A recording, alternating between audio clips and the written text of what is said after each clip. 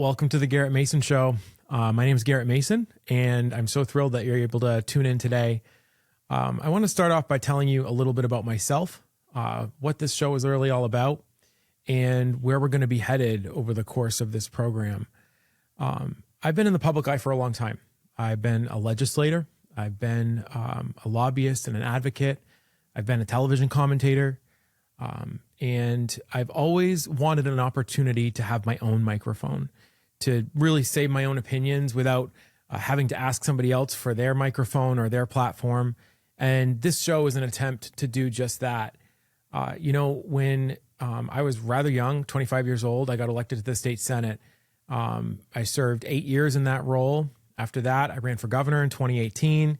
And then from there, started a public relations firm where we advocate for all kinds of clients, both at Augusta and outside in just the regular old business world.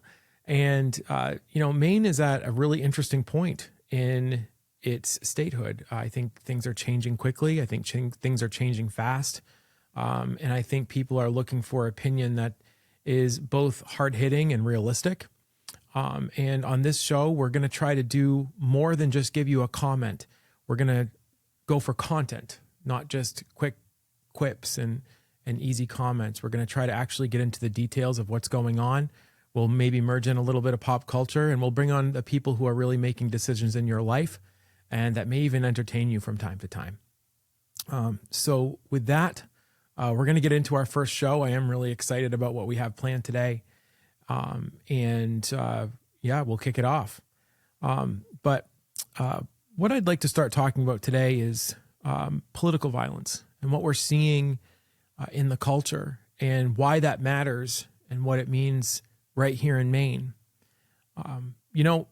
Back in August, I had the opportunity to be at what we believe may have been one of Charlie Kirk's final public appearances. He came to Old Orchard Beach on August 3rd and did an event for Maine Civic Action. I was very fortunate to be part of that event, and I was able to spend a little bit of time with Charlie and with his team. When he came into the room, I think one thing people didn't realize is how big Charlie is as a person. He was well over 6 feet tall and has a very commanding presence. He walked in, and I was able to spend 2 hours with him and his team and a few other people, and we just talked. A lot of people didn't know that Charlie had a connection to Maine. He actually spent the better part of 10 years coming to Maine in the summer with his family and then more recently with his kids. And it was a place that held a special place in his heart and that he cared very deeply about. Sitting there with someone of his stature and someone of his national and even international acclaim was enlightening. Listening to someone like Charlie could be very intense. He was what I can best describe as a very tightly wound spring. He had a lot of energy. He had a lot of things he wanted to say. And as he used to say on his show all the time, we've got a country to save. And that was his entire being, and what he existed for was making sure that America was truly the last best hope on earth and would continue long after his life and all of ours. Obviously, we had no idea of the events that would unfold over the coming weeks. I want to talk about the fallout from the assassination of Charlie Kirk and what it reveals about the left and the right in America, because I do believe that there is a massive difference, and it's been on full display over the course of the past month. The second that this tragedy happened, we heard the same old chorus that there's violence on both sides. But I have to tell you that you can find extremists anywhere. There's no question about that. But the framework that each side uses to frame their argument and gin up their supporters is radically different. And what we have seen over the past few weeks is that people are trying to launder a narrative through statistics and studies to tell you that there's no meaningful difference between what happens on the left and the right. And that is a lie. The left has spent decades pushing the idea that words are the equivalent to physical violence. If you say something that they don't like, if you have an opinion about policy, about culture, about theology, about practically anything, that's not a debate. They say that that is actual physical harm, and it's an assault on them personally and to their physical being. But that just isn't the case in a society where the First Amendment reigns supreme. Words aren't fists. They're not bullets.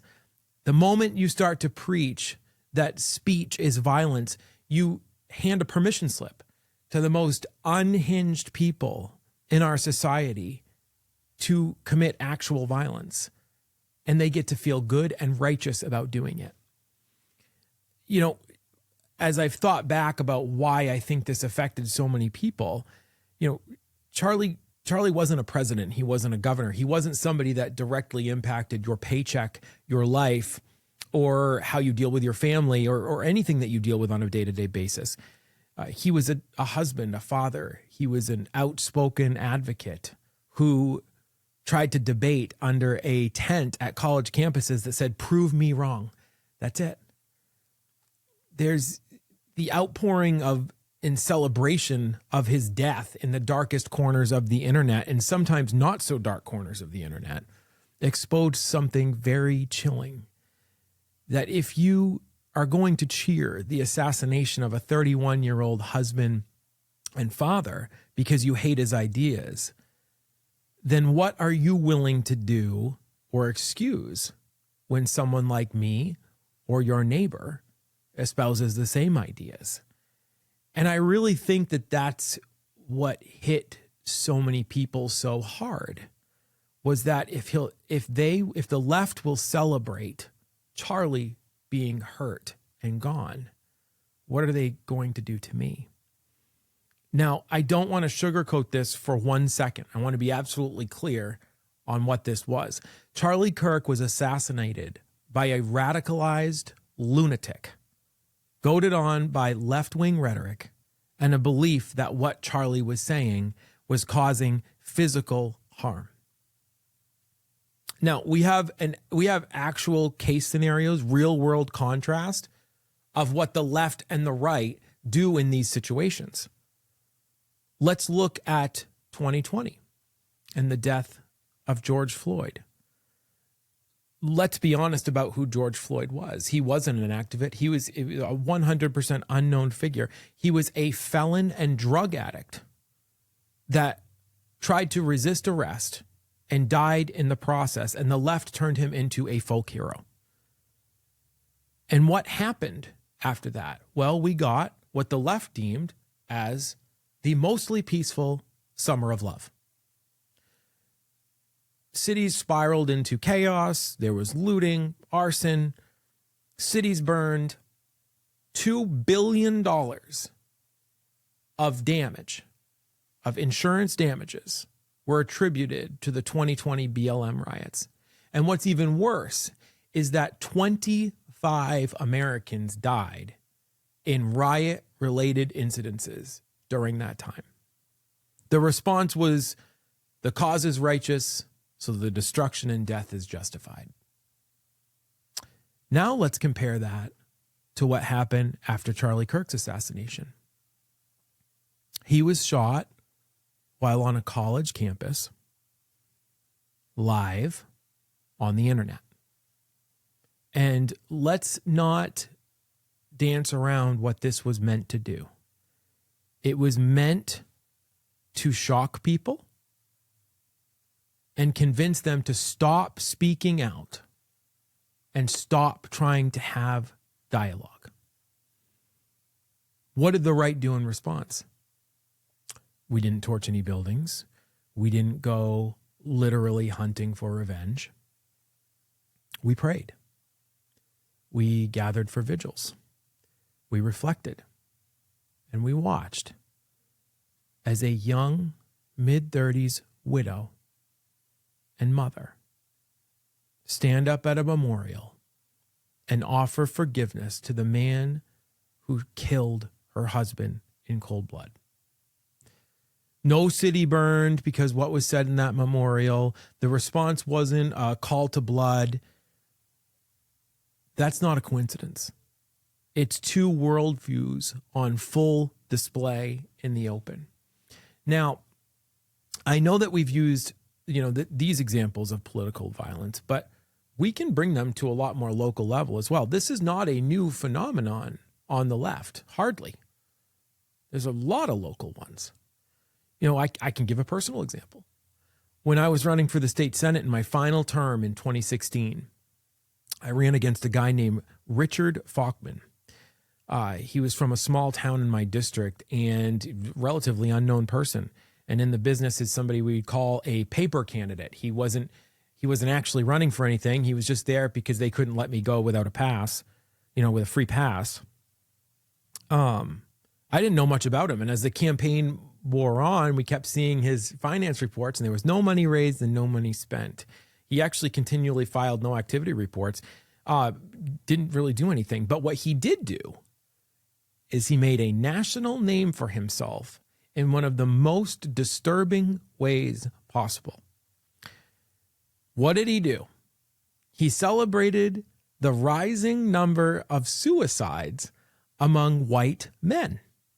This was in 2016. He thought it was good for society that more white men were killing themselves.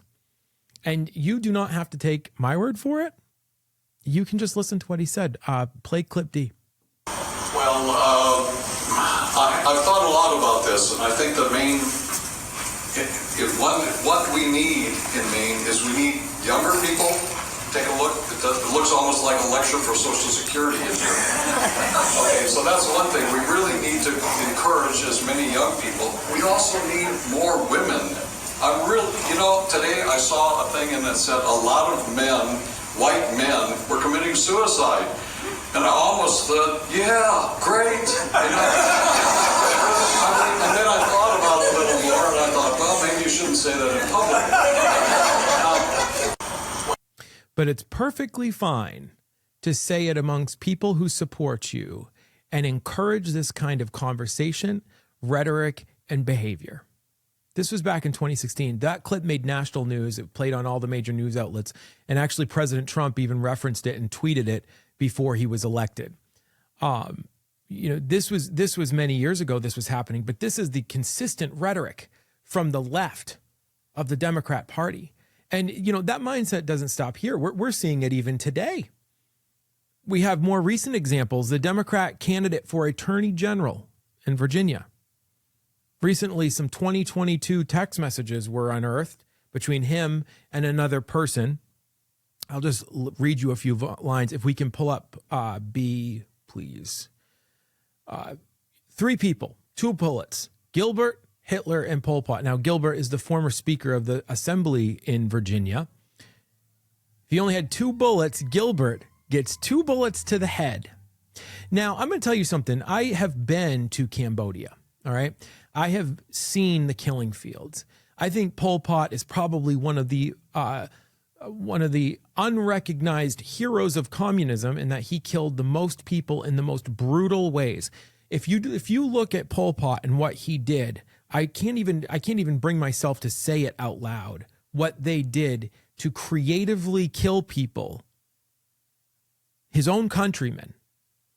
The fact that this is somebody who is running for the top law enforcement job in Virginia is saying this. And if you read through the text messages, you can continue to see, and you can take that down now.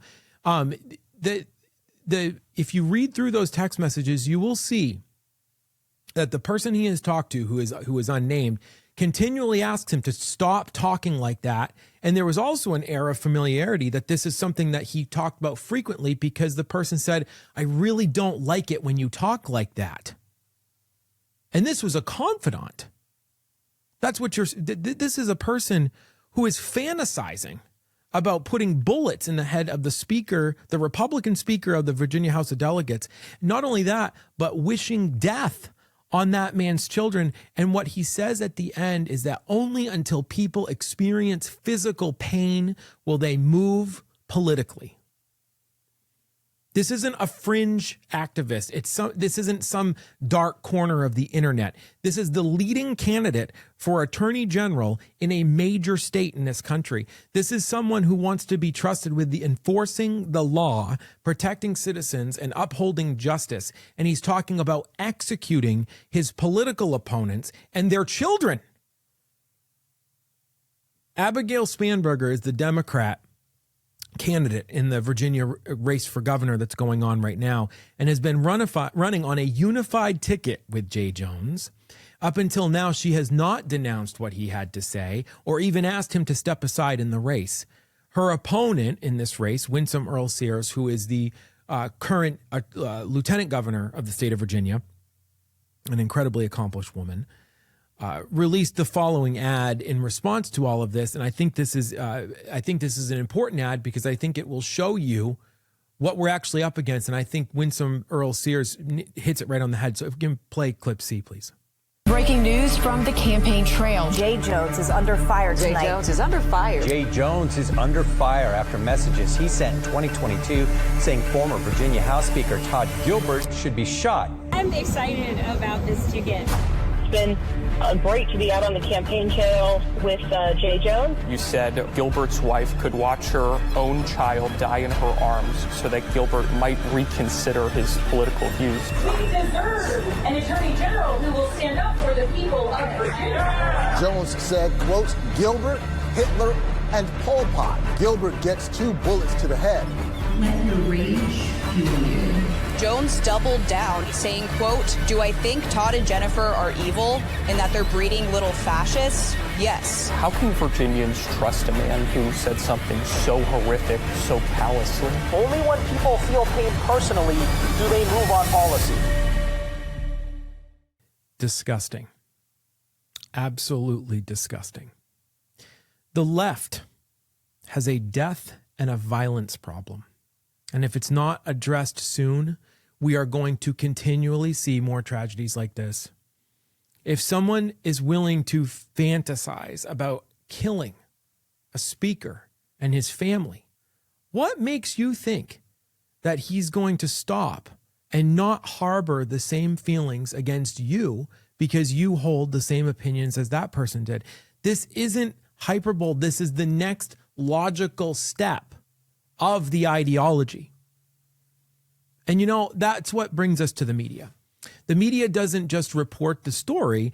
The media casts who the players are. And the casting call has been clear for a very long time. It's amplify the voices that claim that violence is, speech is violence, and cast conservatives as the permanent villain. Let's look at Jimmy Kimmel. Here's a guy who goes on TV and smears half the country, everything that we believe in, our faith, our families, our country. The very people who tuned into his show made him millions and gave him a platform to spew his hate. And if you haven't looked into Jimmy Kimmel's former shows, one of them, which is The Man Show, is hilarious to me that he's, exalted as a great protector of women and human rights. It's ridiculous. And when audiences finally push back and say, we are not going to be talked about like this in our own living rooms, liberals start to talk and say, oh, it's conservative cancel culture. This is accountability culture. It's not cancel culture. The government is not kicking in a studio door. It's viewers simply deciding where to spend their money and attention. It's affiliates and markets, many of them in places with conservative majorities, choosing not to air a show that spits in the faces of their consumers. It's not censorship, it's a market signal. And let's talk a little bit about perspective here. Jimmy Kimmel can say horrible things about the murder of Charlie Kirk and make fun of Erica Kirk, but he still gets to go home at night and tuck his kids into bed. Charlie Kirk will never get to do that again. But in the media echo chamber, the shocking reality is that Jimmy Kimmel is the one who is a victim here, not the dead conservative activist. That's the twisted moral inversion that we're living through. when insults are treated as oppression and an assassination is just politics as usual.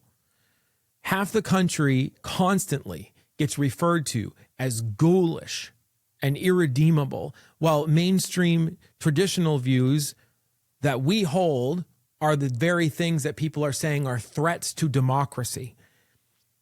I want to be super clear about something. If you call your political opponents fascists, Nazis, existential threats to the republic, those are fighting words. Those are calls to action. Americans know our history, okay? In World War II, we fought fascism. We fought Nazism. We fought the largest standing army and empire in the world because the tax on tea was too high, for God's sake.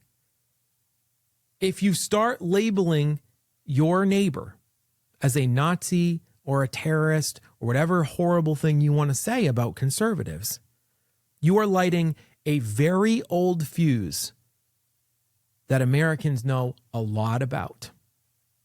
On the right, we do insist that words have meaning. Words are important, but they're not violence. Debate us, don't shoot us, argue us down, don't burn our neighborhoods. Let me say what I want to say, and I'll let you say what you want to say. You know, there's an old nursery rhyme that we learn, or at least I did, that sticks and stones may break my bones, but words will never hurt me.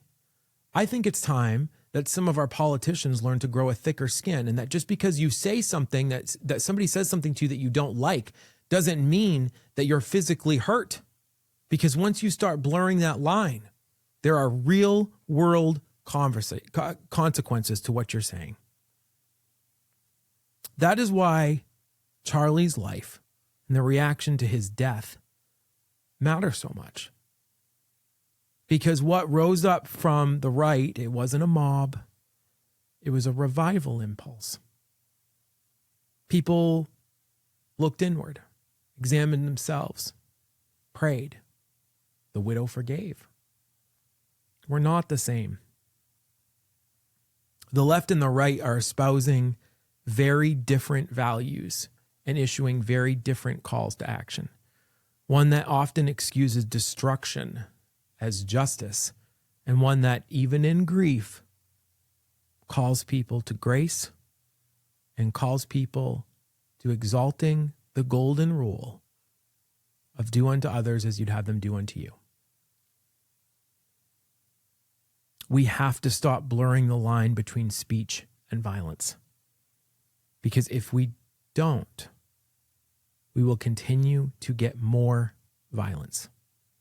I want to get back to a country where words can be fierce without being fatal, where arguments are sharp, but they're not violent, and where we reserve the word violence for what it actually is. So that's my take. God bless Charlie Kirk and the Kirk family, and let's get back to a place where we can agree to disagree fiercely. And now we're going to bring in a very good friend of mine. To be honest, he's a successor to the Senate seat that I used to hold in the Maine legislature. Senator Jeff Timberlake, coming to us live from his apple farm in Turner, Maine. So, Jeff, welcome to the first inaugural show. Well, good morning, Garrett. And by the way, it was a great monologue, I guess you'd call it, for all intents and purposes. You know, when you're talking to the old farmer on Rickett Hill, we don't always get all the words right, but we can get the meanings down. You know. Well, you're one of the ones that's actually getting the words right in Augusta. But I appreciate the kind words, and I wouldn't have anybody else on my first episode other than you. Yeah. Well, so and it is such an honor, and I've been waiting for this for a long time, because I think Maine needs to hear what you have to say and what the message that you need to bring to the people of the state of Maine, because as Charlie Kirk did the saving of the United States, which is very, very important, but the state of Maine needs some saving too. Absolutely. And I've served in Augusta for the last 15 years, and the things that you said this morning about debate is something that I've always prided myself on, and I think the Republicans that I have served with have prided themselves on. It's something that I learned when I was first campaigning with you and others 15 years ago, that when we was out knocking door to door, that when you knocked on a door that somebody didn't agree with you, it was all right for people not to agree. It's all right for us to agree to disagree. And I will fight for the right for every person to have that right to disagree with me without having to take it to a violence. Well, that's exactly right. I mean, I think one of the things that we've lost is we've lost this ability to debate. And I do think that the left has become so easily offended. And we saw that with like woke culture. And I even think that when you and I first came to the legislature in 2010, it wasn't that way. Like, I don't think that we saw that kind of offended behavior. We saw the Bill Diamonds of the world. We saw the Barry Hobbins of the world, the John Tuttles of the world, who were Democrats in every way that they could be, but there wasn't this extremism that's being heralded on the left. It's the one thing that I noticed, and I go back to when you was in leadership, and I served in leadership. I watched you throughout your career and me through part of mine. I made it a point that when I was talking with President Jackson, when I was a Senate Republican leader, that, it was all right. He and I had some, pretty outspoken arguments, but it was all right. Fierce arguments. At the end of the day, we were still friends, and we could still go have a beer together and have conversation together. And there was never a point that, that I should be attacked or I should want him to be attacked. That didn't happen. And I remember back when you was dealing with Don Hill and a few others, when you was in leadership, we worked to try to build as good a bridge as we could build, and we was going to have some things that we were never going to agree on, family planning. We were never going to get there. No.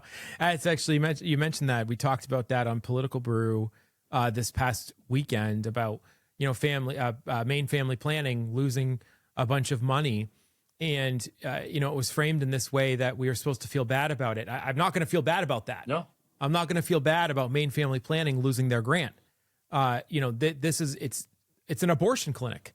There is plenty of other places in this state where you can go and get urgent care, or you can go and get general care.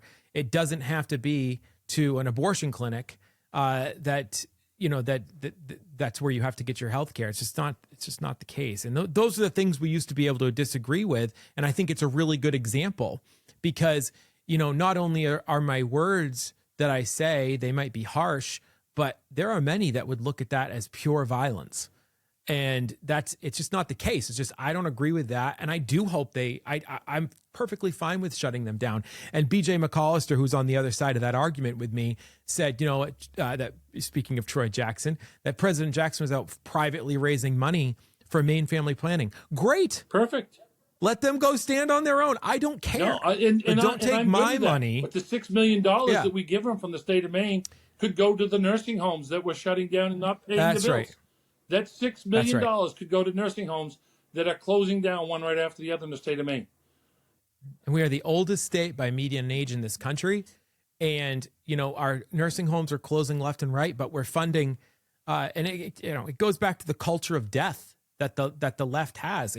It's like, let's not fund the nursing homes, but make sure the abortion clinic is wide open. It's insane what they, and you combine that with the political violence and the celebration of the death of political enemies. It's just crazy. And, I don't think that every Democrat thinks that. I think the vast majority don't. But it is that frame of reference that you have where, you're calling the most unhinged to violence. But I do want to share this. I do want to share this poll with you. I don't know if you saw it. The Maine Wire released this today. And it's a Harvard Harris poll. Pretty well-known poll. They had almost 3,000 respondents in this poll, and it was a nationwide one. And they asked, the following figures were assassinated in the last year. For each, the fact that we have a section that we list who's been assassinated this year is wild. But for each one, do you think the assassination was justified? And 22% of the electorate thought that the killing and assassination of Charlie Kirk was justified. 22%. Really? Yeah. Yep. Unbelievable. You know, and you go through here too, the United Healthcare CEO, Brian Thompson. Yeah. That 23% completely justified. And then even the Minnesota Democratic State Representative Melissa Hortman, who the left likes to herald as a similar case, which it's not, 17% think that was justified. And, you know, we are at a true inflection point in this country where you're, you know, a fifth of the country thinks that it's okay to or justifiable that you can assassinate your political opponent. But how do we get there, Garrett? We got there because we no longer have mental health for these people. The gentleman that killed Charlie Kirk had a serious mental health issue that his family knew about. We deal with it in the state of Maine in multiple instances in the Office of Child and Family Services, where we know we have multiple mental illness issues. We take the Varneys and Turner, who were stabbed to death 2 years ago. We knew we had a serious mental health industry, but yet we don't want to fund it. When the Republicans have put in their bill every single year in their spending package to take money away from all of our good packages to put money to mental health, at the end of the day, that never gets funded to where it should be. And then we don't have no place to treat these people anymore. We have taken that away from our society because our society has become so woke that we don't want to.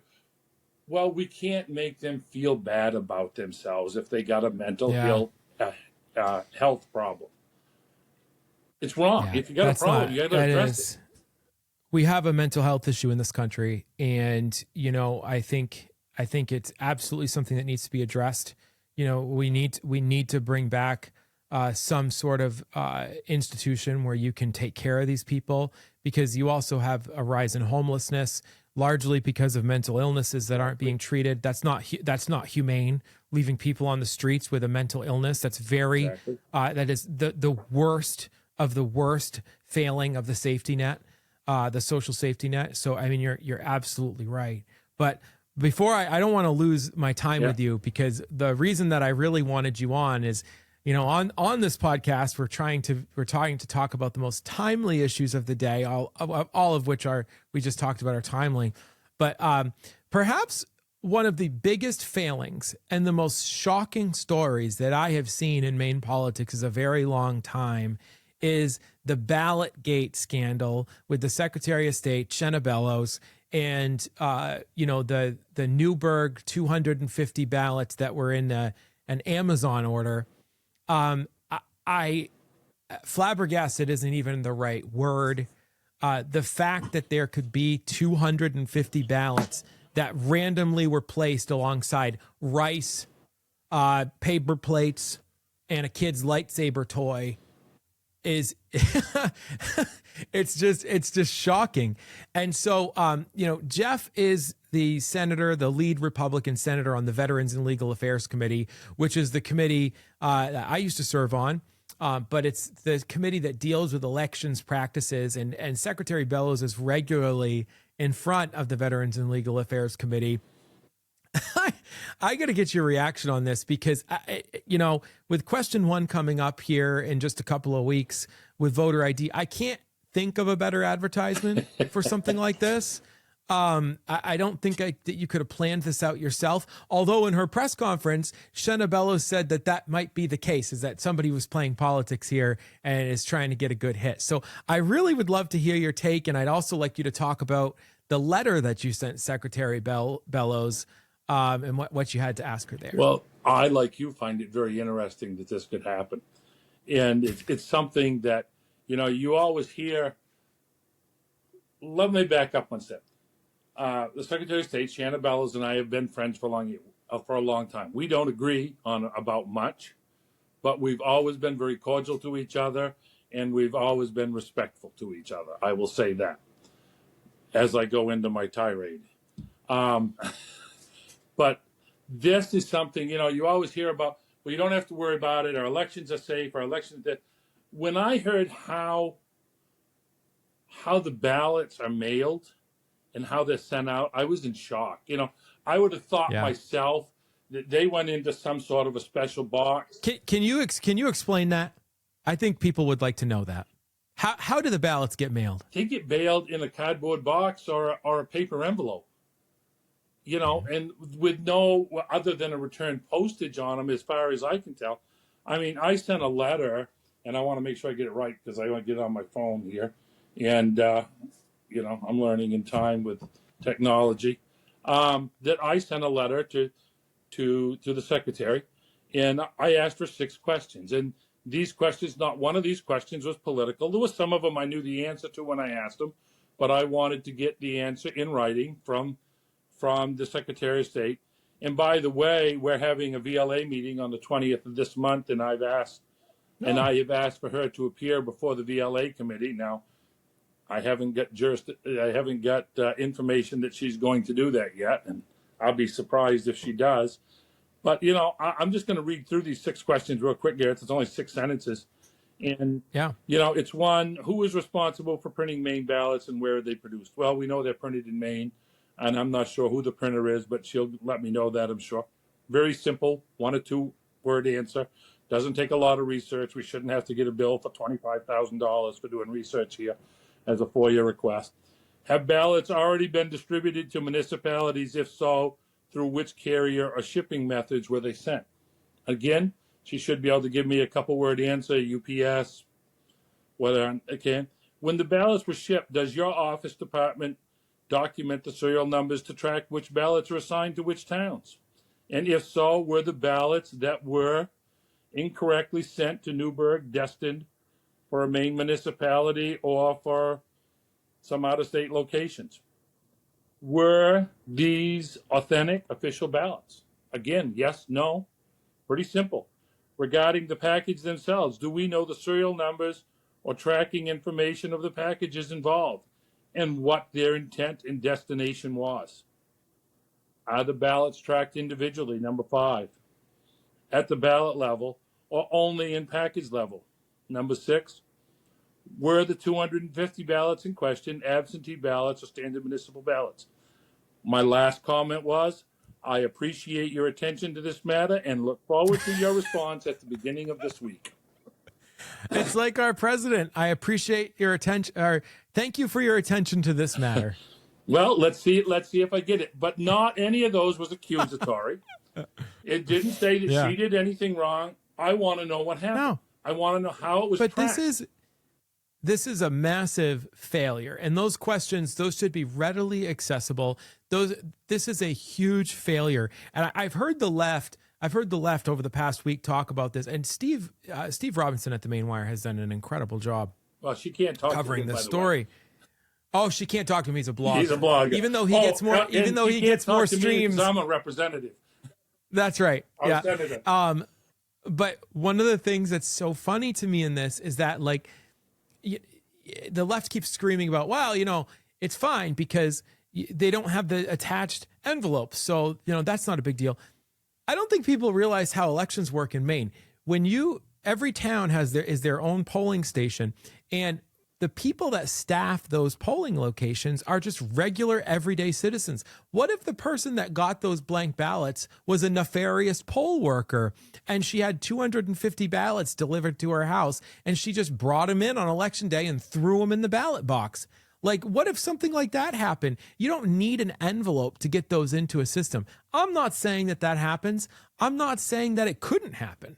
But to immediately go out and say that it's totally fine because they didn't have the envelopes. What a crock. That is so ridiculous. I mean, the one thing I can say is that it shouldn't have happened.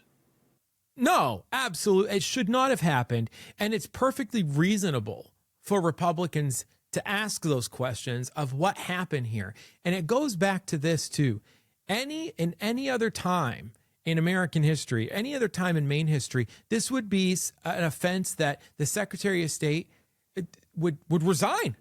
This is an epic failure. I don't think that people understand what level of failure this is. This is abject dereliction of duty.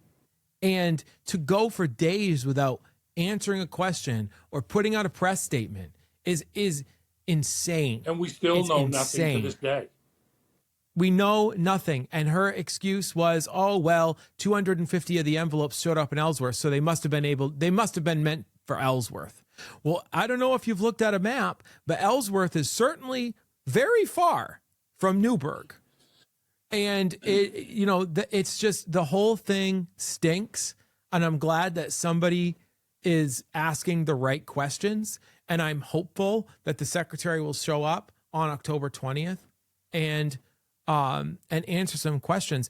The other funny thing about this too, Jeff, is that the Secretary of State is investigating herself. She has her own investigatory arm within the Secretary of State's office, and they are the ones investigating themselves. I've never seen anything. That builds confidence like all the way. I'm building confidence right there, mister. Don't worry, there's nothing to see here. Nothing at all. These are not the ballots you're looking for. Nothing to see here. And that's, I don't know, the whole thing is really, really wild. And I'm just very glad that someone's asking questions. This goes back to Sergeant Schultz. I see nothing. I know nothing.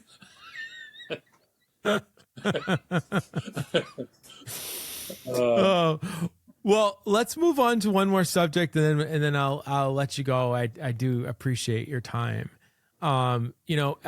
We've also learned recently that Governor Mills has chosen not to do tax conformity under the Trump administration's big, beautiful bill.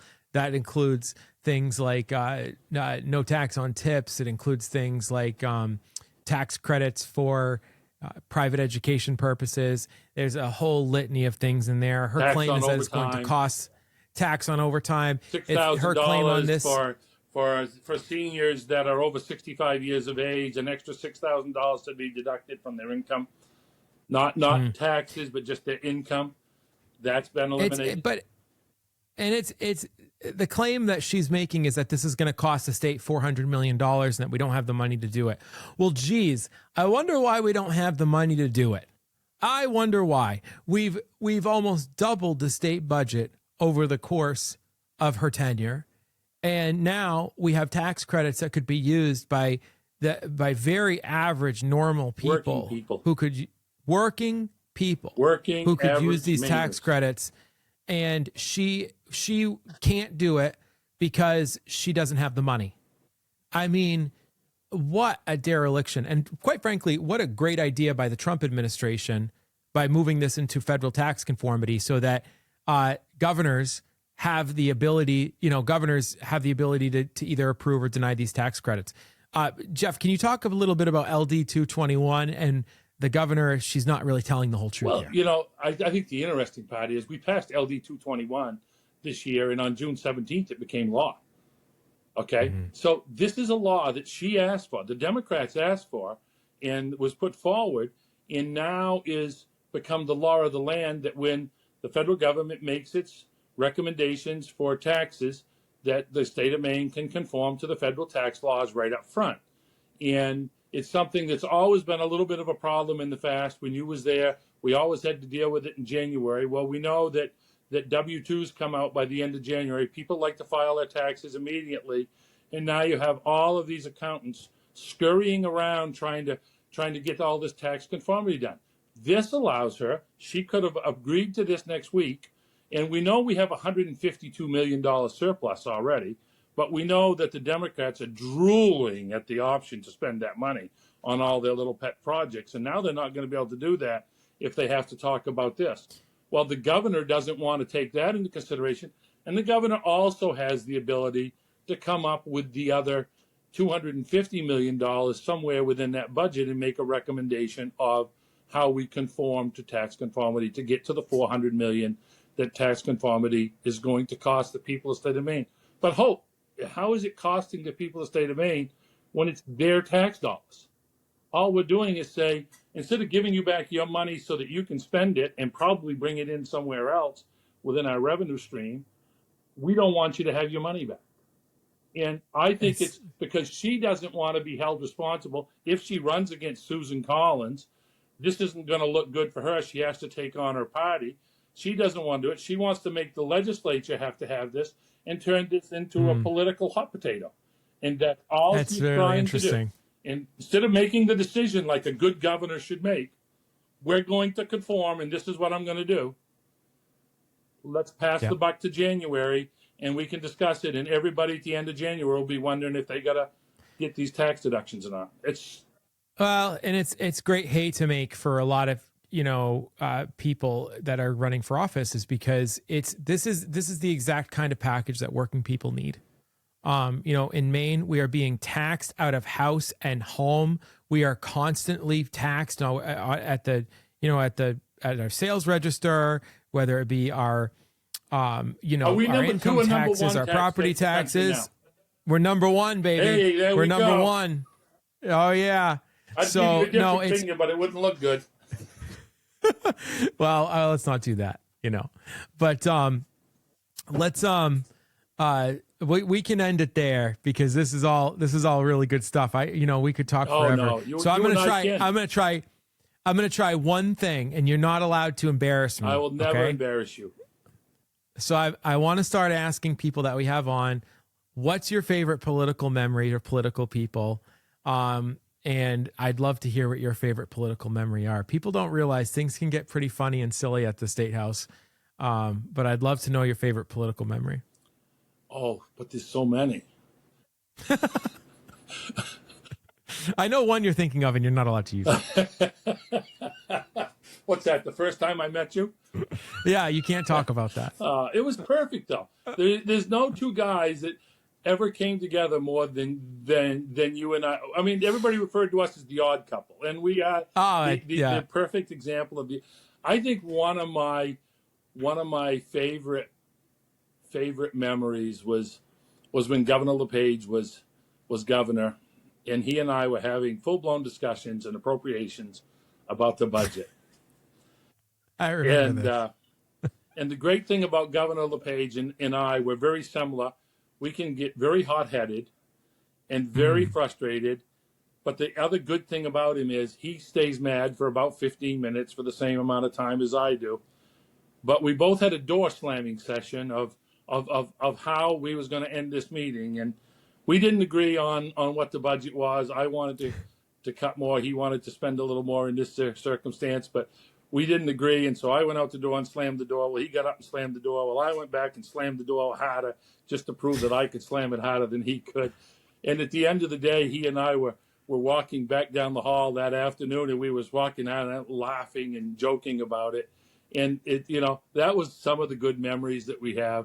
But it's surprised there's even hinges on the doors at the State House. I think he was there that day. I was there that day. I was in that room, so I can verify that is a true story. But I think the favorite memories that I really have are all the friends and camaraderie you make from both sides of the aisle. I want to make that clear. Oh yeah, sure. I want to make it clear that I feel today that I could be traveling anywhere in the state of Maine. My car could break down, a flat tire, run out of gas, and I could grab my little blue book between my seats and pick it up and dial a number, and anywhere there, and somebody would come rescue me. It's so true. And I think that's my favorite memory that I would tell the people. And I served there for the last 15 years. I served 8 of those with you, and every one of them was an honor. And you and I had a lot of laughs and a lot of fun. And it's something that when I do retire, I will miss it. I'll tell you that. Well, I'm sure there's a book deal out there for you somewhere. So with that, I want to say thank you to Senator Jeff Timberlake for joining us on our inaugural show. And with that, ladies and gentlemen, I hope you enjoyed today's content. My name is Garrett Mason, and I hope you'll tune in next time.